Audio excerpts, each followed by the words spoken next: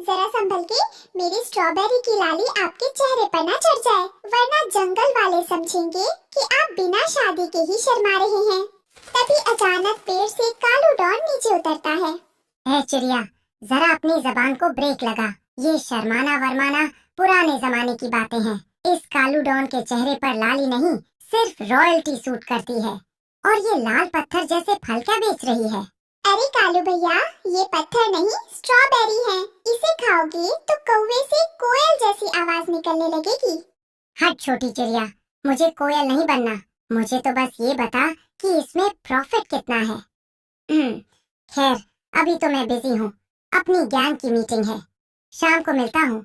तब तक अपनी गाड़ी और गल्ला संभाल के रखना, क्योंकि कालू डॉन की नजर सब पर है। सुबह का सूरज अभी निकला ही था कि रानो चिड़िया अपनी छोटी सी लकड़ी की बैलगाड़ी सजाकर बाजार निकल पड़ी। गाड़ी पर लाल, सुरख, ताजी और रसीली स्ट्रॉबेरीज के ढेर लगे थे। दोस्तों, रानो की कहानी आगे बढ़ाने से पहले क्या आप जानते हैं दुनिया का वो कौन सा एकमात्र फल है जिसके बीज फल के अंदर नहीं बल्कि उसके बाहर होते हैं? जल्दी से कमेंट बॉक्स में कमेंट करके हमें जरूर बताएं। जो सही जवाब देगा वो बनेगा जंगल का सुपरस्टार। ले लो ताजी लाल स्ट्रॉबेरी, जो एक बार खाए वो तोता बन जाए और जो ना खाए वो पछताए। आइए आइए, रानो के खेत का जादू चखिए। अरे रानो बहन, रुको रुको, क्या खुशबू है। जरा 2 किलो मेरे लिए तो पैक करना। कल मेरी साली की शादी है, मेहमानों को स्ट्रॉबेरी खिलाकर खुश कर दूंगा। अरे तोते भाई, रानो की सारी स्ट्रॉबेरी तो मैं ही खरीदूंगा। शहर के सेठों ने ऑर्डर दे रखा है।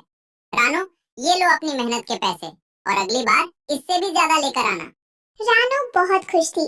उसकी सारी स्ट्रॉबेरी बिक गई थी। उसने पोटली में सिक्के भरे और कुछ स्ट्रॉबेरी अपने घर के लिए बचाकर गाड़ी में रख ली। रानो अपनी बैलगाड़ी लेकर सुनसान रास्ते से गुजर रही थी। तभी झाड़ियों के पीछे से 2 काली छायाएं उभरी। ये थे कुख्यात चोर कालू डॉन और उसका चेला भूरा कौआ। ए भूरा, देख, स्ट्रॉबेरी एक्सप्रेस आ रही है। आज तो हम माला माल हो जाएंगे और पेट भर के डेजर्ट भी खाएंगे। लेकिन डॉन, वो चिड़िया तो बेचारी गरीब किसान है। क्या हमें सच में उसके पैसे छीनने चाहिए? मम्मी कहती थी कि चोरी करना पाप है। चुप कर ढक्कन, तेरी मम्मी ने ये नहीं बताया कि कालू डॉन के डिक्शनरी में पाप शब्द नहीं, सिर्फ प्रॉफिट होता है। चल, मेरा स्टाइल देख और सीख। कालू उड़कर ठीक बैलगाड़ी के सामने बैठ गया और अपना सीना फुलाया। ठहरो चुलिया रानी, जरा इस इंटरनेशनल डॉन की तरफ नजर करम करो। ये पैसे की पोटली और स्ट्रॉबेरी हमें दे दो, वरना हम जोर से काव काव करेंगे और तुम्हारे कान फाड़ देंगे। भैया, ये मेरी पूरे दिन की कमाई है। मैंने धूप में पसीना बहाया है। मेरी मेहनत मत लूटो। ये लो, थोड़ी स्ट्रॉबेरी खा लो, पर पैसे छोड़ दो। वाह डॉन, ये तो बड़ी मीठी है। छोड़ देते हैं ना इसे। ओहो, तू तो 2 मिनट में पिघल गया इमोशनल अत्याचार देख के। सुनो चिड़िया, हमें ये इमोशन नहीं, सिर्फ कैश और क्रश स्ट्रॉबेरी का जूस चाहिए। भूरा, उठा पोटली और भाग। कालू और भूरा ने झपट्टा मारा और रानो के पैसे और फल लेकर उड़ गए। दूर से कालू की आवाज आई, हाँ, टाटा चिड़िया रानी, अगली बार आम उगाना, स्ट्रॉबेरी थोड़ी दांतों में फंसती है। रानो चिड़िया वहीं जमीन पर बैठकर जोर जोर से रोने लगी। हाय, अब मैं क्या करूंगी? ना पैसे बचे, ना फल। घर जाकर बच्चों को क्या खिलाऊंगी? भगवान, ये कैसा इंसाफ है? वो रोते रोते अपनी खाली बैलगाड़ी लेकर घर लौट रही थी कि अचानक सड़क के किनारे उसे एक बहुत ही कमजोर बूढ़ी चिड़िया दिखाई दी, जो दर्द से कराह रही थी। बेटा, थोड़ा पानी। कोई है जो इस बुढ़िया को एक घूंट पानी पिला सके? रानो ने फौरन अपने आंसू पोंछे और गाड़ी रोक दी। अरे दादी माँ, आप यहाँ इस हाल में? घबराइए मत, मैं हूँ ना। चलिए मेरी गाड़ी में बैठिए, मैं आपको अपने घर ले चलती हूँ। लानो उसे अपने घर ले आई। उसने बूढ़ी चिड़िया के घावों को साफ किया, उसे अपने बची हुई रोटी खिलाई और पूरी रात उसकी सेवा की। बेटी, तेरे पास तो खुद कुछ नहीं बचा, फिर भी तूने मेरी मदद की। तेरी आंखों का दुख बता रहा है कि तेरे साथ बुरा हुआ है। दादी माँ, पैसे तो फिर आ जाएंगे, पर अगर आपकी जान चली जाती तो मैं खुद को कभी माफ नहीं कर पाती। अगली सुबह जब रानो उठी तो उसने देखा कि बूढ़ी चिड़िया जा चुकी थी, लेकिन उसकी जगह जमीन पर 3 सुनहरे बीज पड़े थे। वहाँ एक पत्र भी था। इन बीजों को अपने आंगन में बो देना। रानो ने जैसे ही बीज बोए, आसमान से फूलों की बारिश होने लगी। जमीन फटी और एक विशाल लाल रंग का स्ट्रॉबेरी जैसा घर जमीन से बाहर निकल आया। उसकी दीवारें मखमली थी और खिड़कियों से स्ट्रॉबेरी की महक आ रही थी। रानो का पूरा खेत हजारों जादुई स्ट्रॉबेरी से भर गया, जो अंधेरे में जुगनू की तरह चमक रही थी। तोता भाई वहां पहुंचे। वाह रानो, ये क्या कमाल है!